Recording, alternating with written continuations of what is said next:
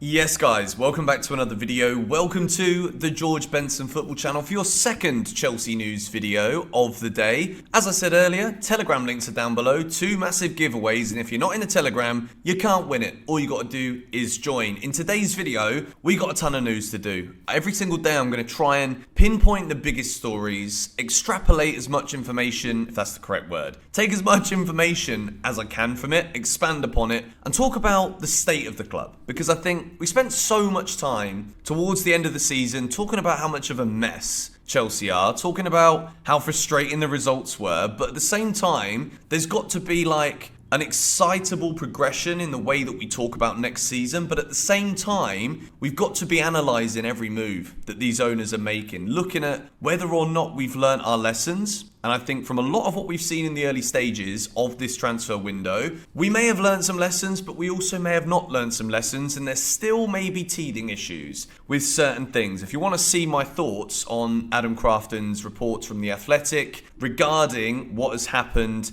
with Chelsea losing out on Ugarte, link in the description to that video. But we talk first of all, Nizar Kinsella reported for the Standard Sport that Chelsea have averted, or let's say averted is the wrong word here, switched our focus to Moises Caicedo since ending talks with Ugarte. This has been pretty well reported for a while. I think Chelsea's dream window this summer, if I was to hazard a guess, would have been Ugarte and Caicedo if the price would have been right for both players, be that on both salary and the fees that would have had to be paid. 60 million euro for Ugarte that Chelsea were looking to pay in instalments is always going to be cheaper, in my opinion, than the eventual fee that we have to pay for Moises Caicedo. I think I've said it a lot, Caicedo, brilliant player. At the moment, I think Chelsea are probably still trying to figure out where the books are going to look come the end of this window. There are so many players right now reportedly leaving Chelsea. We're still talking about Kai Havertz. We'll talk about him a little later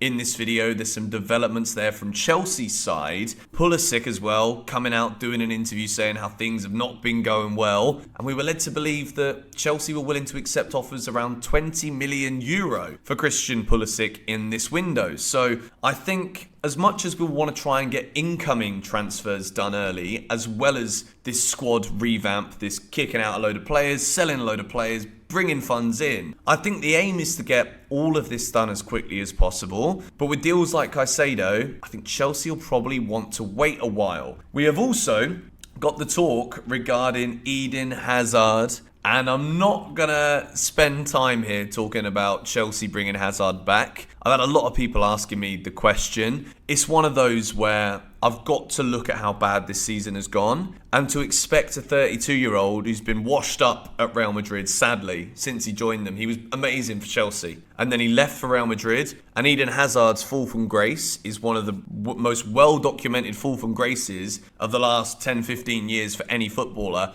and I don't think he's what Chelsea need right now. It's only sentiment that would want me to have Eden Hazard back at Chelsea. I said I wasn't going to talk about it, and look what I've gone and done. I've gone and bloody talked about it. But Eden Hazard has actively encouraged Romeo Lavia to take the chance to join Chelsea if the opportunity arrives. This is a good one because if you lose out on Ugarte, I think the two obvious midfield signings for Chelsea from the point of Ugarte now joining PSG would be Caicedo and Lavia. Lavia's 19 years old. Chelsea would absolutely be looking at a price that is significantly less than what Southampton would have been able to charge if they weren't relegated from the Premier League. I think Lavia and Caicedo, if that is how we end our transfer window from the midfield perspective, then I think that is position ticked. It does depend also on how many midfielders leave. If Mount goes, going to talk about him in a minute too. If Havertz, Kovacic, Kante and Mount all leave and we only bring into the club Caicedo and Lavia, I'm concerned. I am. I think even if Cesar Casadei, 6 goals in the Under-20s World Cup, looks probably like the best player in the tournament. You got Kendry Paez, who can't join till he's 18, who we have also confirmed as a Chelsea signing now, which is great news,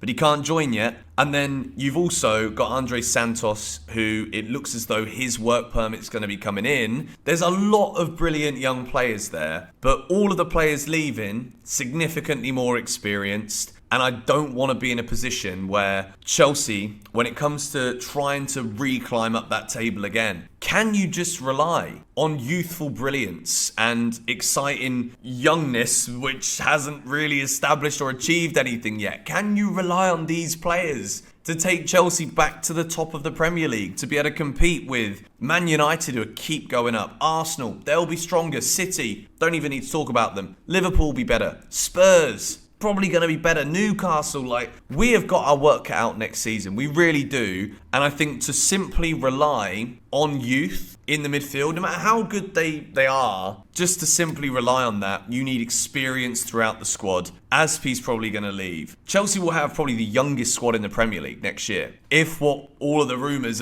we're led to believe at the moment are true. But Lavia and Caicedo, I'm still absolutely backing this. I think these would be two brilliant signings for Chelsea. Moving in to talk about N'Golo Kante, Nizar Kinsella also reports that Kante is attracting Saudi Arabian interest. This is why there is absolutely no better time, by the way, if you want to get into making YouTube videos talking about football, even if you were just the tabloid gossip column reporter. Not saying that that is what Standard Sport are. There are significantly worse newspapers out there than Standard Sport. But at the moment, you've got the Saudi Arabian League looking at everything thinking, you know what? We got so much moolah that we could actually become one of the big leagues in the world. And you know why? Because Cristiano Ronaldo says we can. Because he's paid to bloody say it, ladies and gentlemen. But yeah, as I was saying, you want to be a football reporter? There's silly stories everywhere. But Kante to Saudi isn't really a silly story. To me, this one could make a lot of sense. He's one of those players who is in the twilight years of his career. Injuries have hindered him so much. And as much as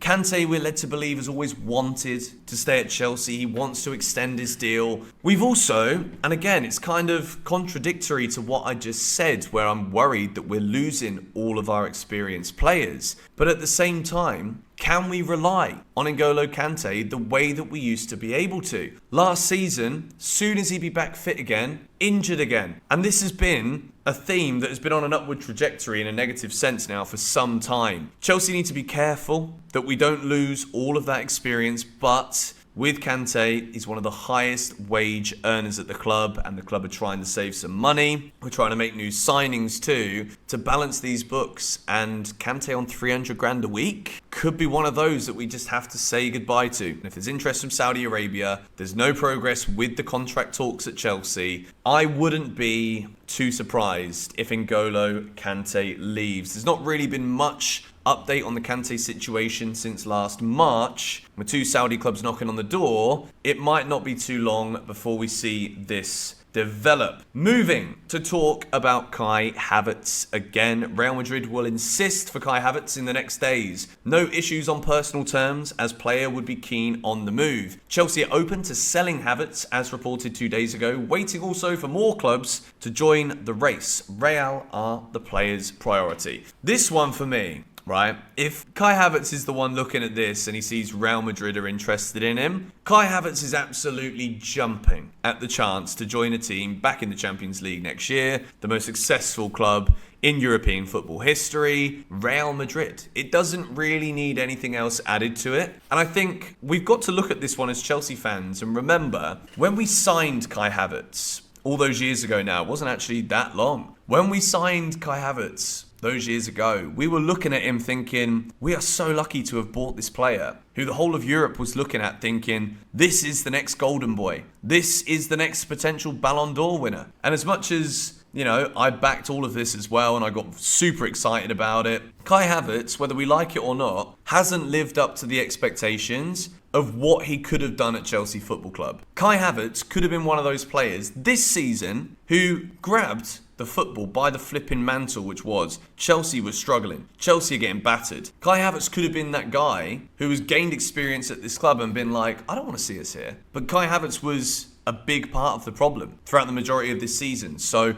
I think if the rumours are believed to be true of around 50 million quid for Kai Havertz, then I think Chelsea should be jumping at the chance here to sell Havertz to Real Madrid for 50 million. Yes, it's a loss, but we'll take the 20 mil and say, thanks for that goal. Thanks for some great moments, but it didn't work out, and I wish him all the best. You know, I think Kai Havertz is a good lad, but like a good lad, that's been the height of my praise for some players this year. Like, I don't want to be sitting here talking about good lads at Chelsea. I want to be talking about winners. I want to be talking about players who are desperate to be here and that have got something to prove. Havertz has got something to prove, but the way we saw his body language towards the end of the season, it's almost as if he was already gone and done at Chelsea Football Club. That's just my thoughts on it. Let me know your thoughts on Havertz in the comments down below. We move to talk about Mason Mount. Chelsea have no intentions on budging from £70 million.